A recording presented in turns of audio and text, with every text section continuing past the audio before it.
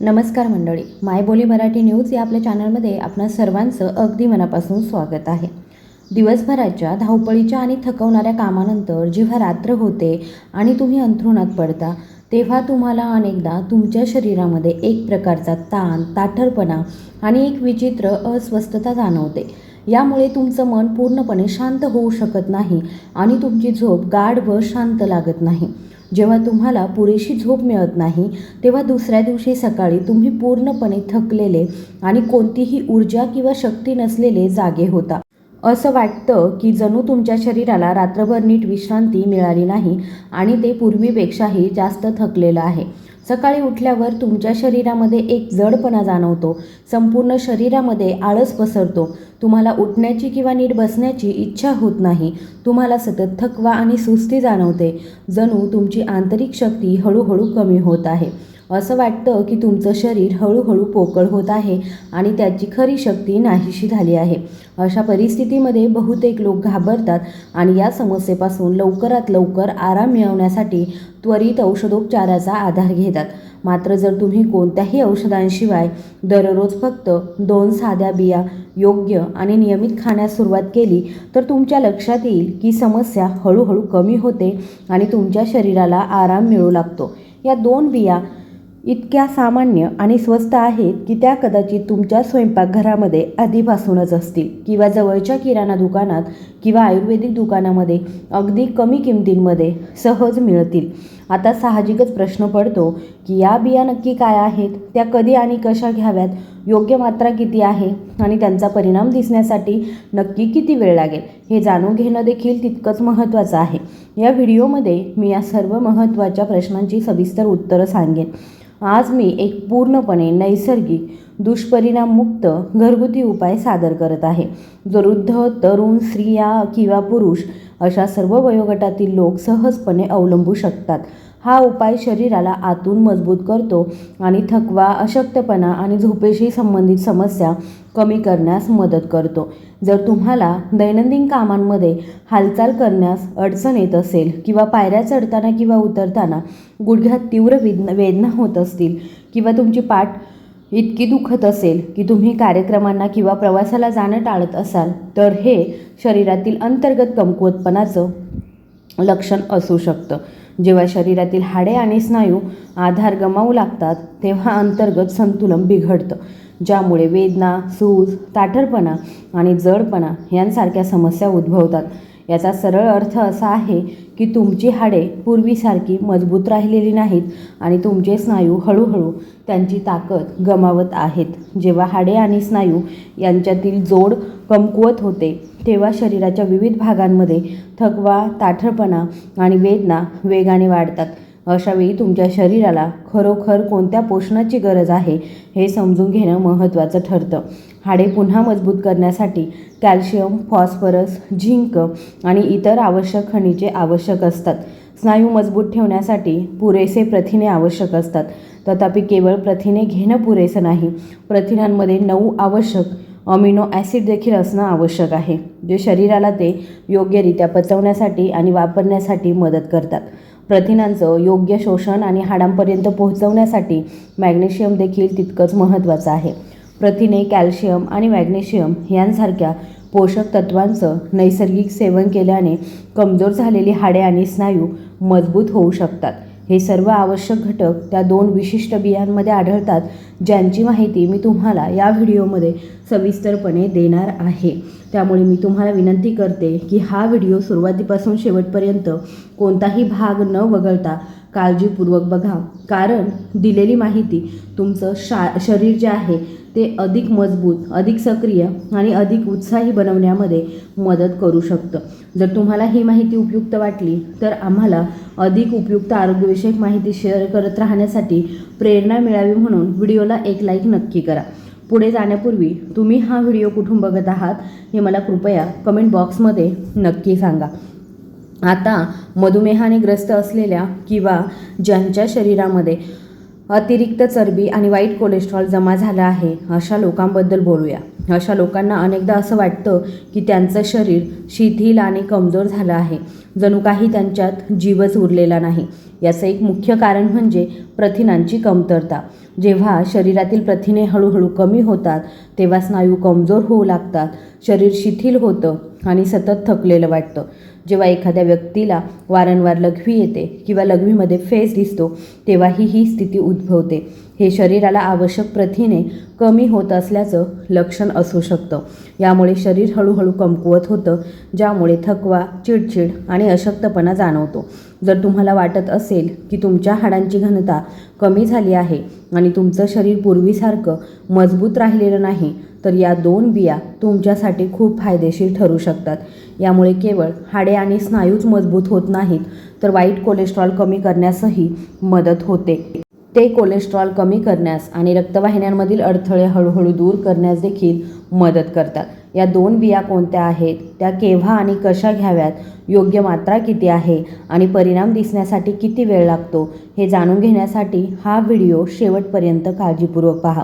जर तुम्हाला ही माहिती उपयुक्त वाटली तर कृपया तुमचे अनुभव आणि सूचना आमच्यासोबत नक्की शेअर करा, जेणेकरून इतरांनाही त्याचा फायदा होईल. हा उपाय विशेषतः अशा लोकांसाठी महत्त्वाचा आहे जे कठोर शाकाहारी आहेत आणि ज्यांना प्राणीजन्य प्रथिने मिळत नाही. लोकांना अनेकदा असं वाटतं की दूध, दही किंवा चीजचं सेवन केल्याने त्यांच्या शरीरामध्ये प्रथिनांची कमतरता भासणार नाही. तथापि सत्य हे आहे की 100 ग्रॅम दुधामध्ये फक्त 3 ते 4 ग्रॅम प्रथिने असतात, जे शरीराच्या गरजेपेक्षा खूपच कमी आहे. गाजर, पालक, वाटाणा किंवा कोबी यांसारख्या हिरव्या भाज्यांमध्ये काही प्रमाणामध्ये प्रथिने असतात, परंतु त्यांचं प्रमाण इतकं कमी असतं की ते शरीराची पूर्ण गरज भागवू शकत नाही. जे लोक मांस खातात त्यांच्यासाठी सॅल्मन, अंडी आणि तत्सम पदार्थांसारखे अनेक पर्याय उपलब्ध आहेत. यामुळे त्यांच्या प्रथिनांचा एक चांगला आणि परिपूर्ण स्रोत मिळतो. तथापि जे लोक कठोर शाकाहारी आहेत त्यांच्यासाठी नैसर्गिक प्रथिनांचा चांगला स्रोत शोधणं कठीण असतं आणि केवळ प्रथिनांचं सेवन करणं पुरेसं नसतं. योग्य पचन आणि शोषण तितकंच महत्त्वाचं आहे.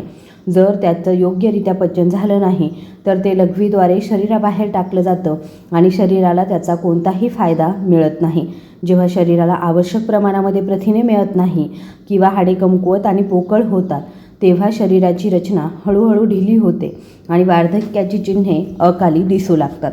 प्रथिने तेव्हाच पूर्णपणे प्रभावी ठरतात जेव्हा त्यात 9 अत्यावश्यक अमिनो ॲसिड्स असतात, जे त्यांना परिपूर्ण बनवतात. हे 9 अमिनो ॲसिड शरीरासाठी खूप महत्त्वाचे आहेत, कारण त्यांच्याशिवाय प्रथिने अपूर्ण मानली जातात आणि त्यांचा पूर्णपणे उपयोग होऊ शकत नाही.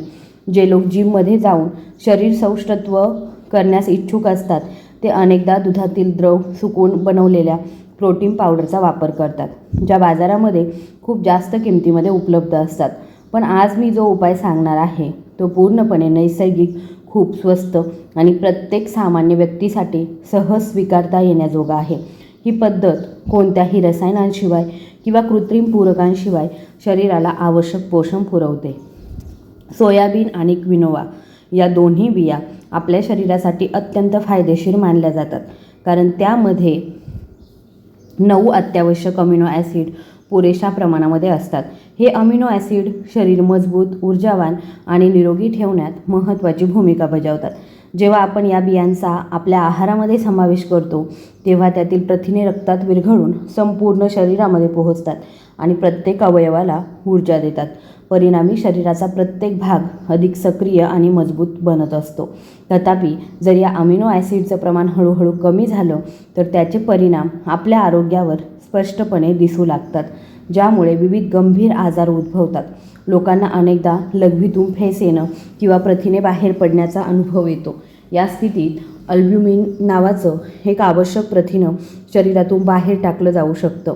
ही सर्व चिन्हे दर्शवतात की शरीरामध्ये पुरेशा प्रथिनांची कमतरता आहे. हे समस्या विशेषतः वृद्ध व्यक्तींमध्ये किंवा गरोदरपणानंतर अत्यंत अशक्तपणा अनुभवणाऱ्या महिलांमध्ये सामान्य आहे. या व्यक्तींना थकवा, सुस्ती, आंतरिक पोकळी आणि सतत अशक्तपणा जाणवण्याची शक्यता जास्त असते. आता एक महत्त्वाचा प्रश्न असा आहे की जर आपण सर्व 9 आवश्यक अमिनो ॲसिड उपलब्ध असलेले पदार्थ खाल्ले नाहीत तर आपल्या शरीरावर याचा काय परिणाम होईल. आपल्या शरीरामध्ये लाखो रक्तवाहिन्यांचे जाळे पसरलेले आहे, ज्यातून सतत रक्त प्रवाहित होत असतं. या शिरांमधून वाहणारं रक्त प्रामुख्याने प्रथिनांनी बनलेल्या एका मजबूत पातळ थराने वेढलेलं असतं. हा थर रक्त आणि इतर द्रवपदार्थ जागेवर ठेवण्यास आणि त्यांना बाहेर काढण्यास रोखण्यास, बाहेर गळण्यापासून रोखण्यास मदत करतो. तथापि जेव्हा शरीरातील प्रथिनांची पातळी कमी होऊ लागते तेव्हा हा संरक्षक थर हळूहळू कमकुवत होतो. या कमकुवतपणामुळे शिरांमधून रक्त आणि द्रवपदार्थ बाहेर गळू लागतात, ज्यामुळे शरीराच्या विविध भागांमध्ये सूज आणि शोफ येतो. आता प्रश्न असा आहे की शरीरामध्ये प्रथिनांची कमतरता आहे की नाही हे नक्की कसं ओळखावं? या उत्तरासाठी काळजीपूर्वक विचार करणं आवश्यक आहे. सुरुवातीला जेव्हा प्रथिनांची पातळी हळूहळू कमी होते तेव्हा कोणतीही मोठी लक्षणं दिसत नाहीत. तथापि जसजशी स्थिती बिघडते तसतसं शरीर लक्षणे दाखवू लागतं. पायाची बोटे, घोटे, हात आणि अगदी संपूर्ण अवयवांमध्ये जडपणा किंवा सूज येऊ शकते. सर्वात स्पष्ट लक्षण म्हणजे डोळ्यांखाली म्हणजेच पापण्यांवर येणारी किंचित सूज. असं घडतं कारण शरीरातून प्रथिने गळत असतात आणि अंतर्गत प्रणाली हळूहळू कमकुवत होते. अशा गंभीर प्रथिन कमतरतेची कारणे काय आहेत हे आपण समजून घेऊया. यामागे अनेक कारणे असू शकतात, परंतु काही सामान्य कारणे समजून घेणं महत्त्वाचं आहे. याचं सर्वात सामान्य कारण मधुमेह आहे. जेव्हा शरीरातील साखरेची पातळी सामान्य मर्यादेपेक्षा वाढते तेव्हा त्याचा परिणाम मूत्रपिंडावर आणि संपूर्ण मूत्र प्रक्रियेवरती होत असतो. अशा व्यक्तीला रात्री वारंवार लघवीला जाण्याची गरज भासू शकते किंवा लघवी रोखून ठेवणं कठीण वाटू शकतं. कधीकधी लघवी गळण्यासारख्या समस्या देखील उद्भवू शकतात. हे मूत्राशयाच्या आतील आणि सभोवतालचे स्नायू कमकुवत झाल्यामुळे होतं, जे अनेकदा शरीरातील प्रथिनांच्या कमतरतेमुळे होतं.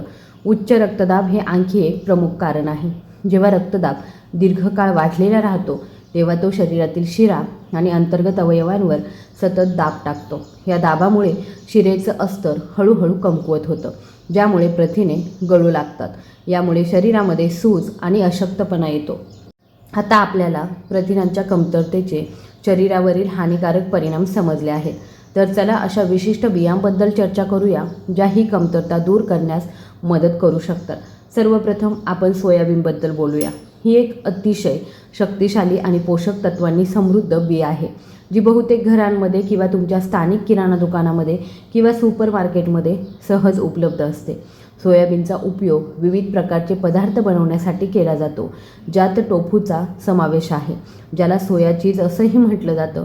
टोफू प्रत्यक्षात सोयाबीनचं दूध घट्ट करून तयार केलं जातं आणि ते प्रथिनांचा एक उत्कृष्ट स्रोतही मानलं जातं. सोयाबीन सामान्यतः 3 प्रकारांमध्ये उपलब्ध असतात: वाळवलेले पांढरे सोयाबीन, काळे आंबवलेले सोयाबीन आणि ताजे हिरवे सोयाबीन, ज्यांना एडामे म्हणून ओळखलं जातं.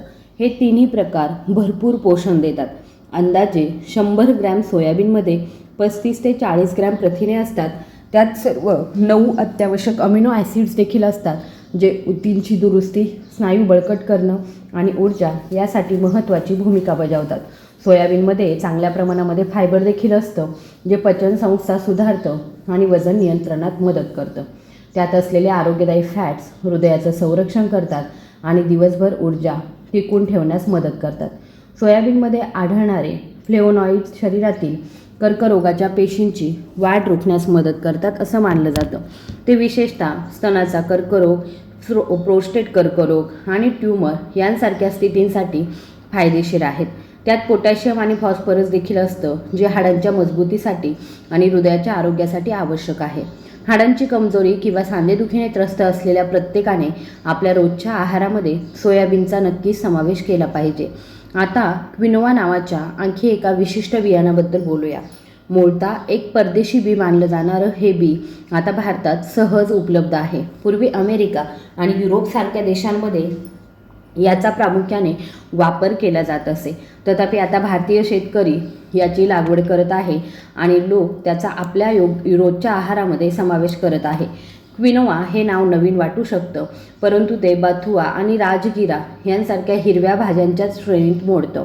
या बीमध्ये सर्व आवश्यक अमिनो ॲसिडसह लोह, calcium, potassium, magnesium, zinc, phosphorus, folic acid आणि तांबे यासारखी महत्त्वाची खनिजे असतात.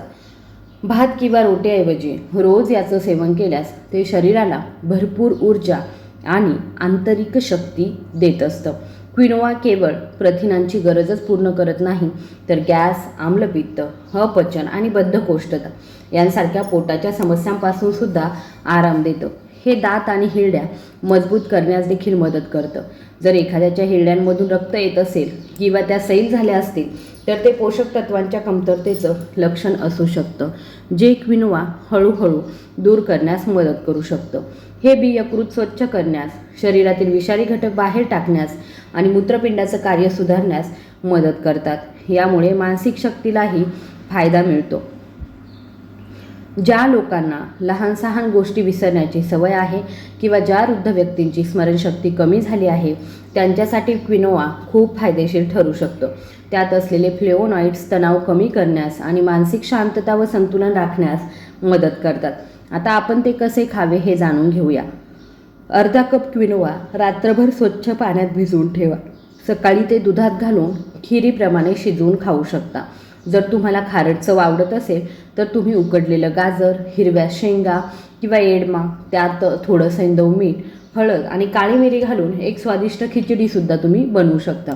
जर तुम्ही भात किंवा पोळीऐवजी नियमित याचं सेवन करण्यास सुरुवात केली तर तुमच्या शरीरातील अशक्तपणा हळूहळू कमी होईल. तुमचं वय काहीही असो, तुम्हाला पूर्वीपेक्षा अधिक मजबूत, चपळ आणि तरुण वाटेल. तुम्हाला कोणत्याही आधाराची गरज भासणार नाही, कारण तुमचं शरीर स्वतःची ताकद वापरण्यास सुरुवात करेल. सोयाबीनची करीसुद्धा खूप चविष्ट लागते, मग ती हिरव्या सोयाबीनपासून बनवलेली असो किंवा सुक्या सोया चंक्सपासून. ते उकडून किंवा ग्रेव्हीमध्ये शिजवून सहज खाल्ले जाऊ शकतं. सोयाबीन दूध बाजारातही उपलब्ध आहे आणि ते घरी सहज बनवता येतं, त्यामुळे उशीर करण्याची गरज नाही. या 2 बियांचा तुमच्या रोजच्या आहारामध्ये समावेश करा. या बिया तुमच्या आरोग्याला एक नवीन दिशा देतील आणि तुम्हाला शक्ती, चैतन्य, ऊर्जा आणि आत्मविश्वासाने परिपूर्ण करतील. तुमच्या आरोग्यात किती सुधारणा झाली आहे हे तुमच्या लक्षात येईल. तुम्हाला हा व्हिडिओ जर उपयुक्त वाटला असेल तर कृपया या व्हिडिओला लाईक करा आणि इतर तुमच्या मित्रमैत्रिणींसोबत हा व्हिडिओ नक्की शेअर करा. अशाच प्रकारच्या आरोग्यविषयक माहितीसाठी आपल्या चॅनलला सबस्क्राईब करायला विसरू नका. धन्यवाद.